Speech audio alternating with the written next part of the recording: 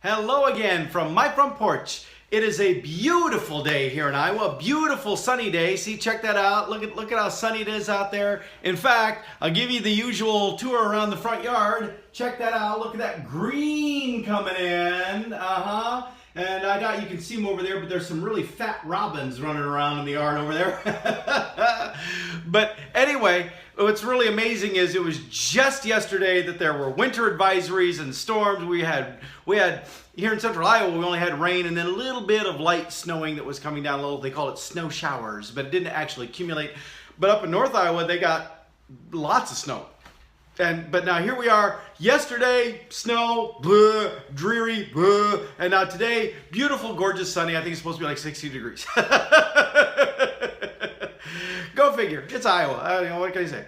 Anyway, today I see I'm a little bit dressed up here today. Today I am off to the Association of Iowa Workforce Partners. There's a conference that they have. It's connected with the workforce development volunteerism that I do, serving on the Central Iowa Workforce Development Board.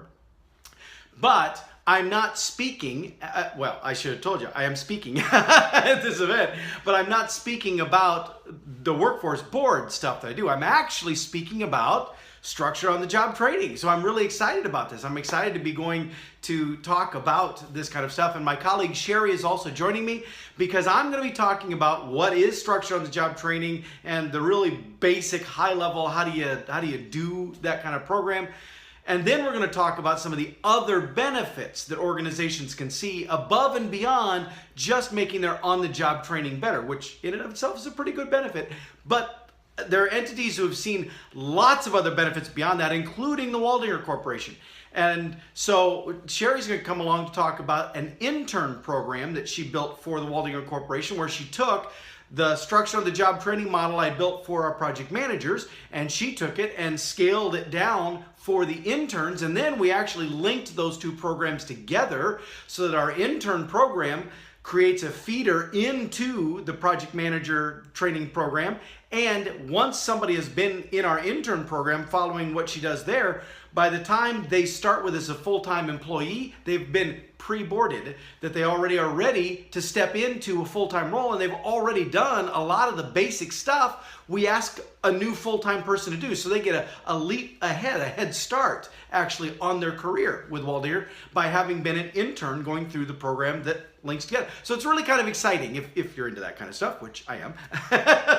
So she's going to be talking a little bit about that. But then also in the book that I did, I interviewed lots of other people, and there are many other entities who came up with other things they're seeing, other benefits they're seeing from having implemented structured on the job training. And so I'm going to be talking about some of those as well.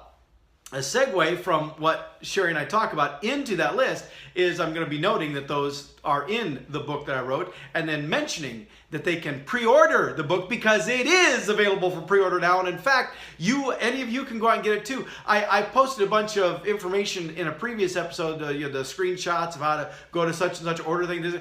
It's a whole lot easier now. It's actually just out on ATD's website. So if you go out to td.org/learning-while-working, that URL, which of course in the official YouTube one, it'll just have been on the screen here. If you go out to that URL, ta-da, there it is. And if you're a member of ATD, you can get it at one price. If you're not a member of ATD, it's a little bit more expensive, but not too bad.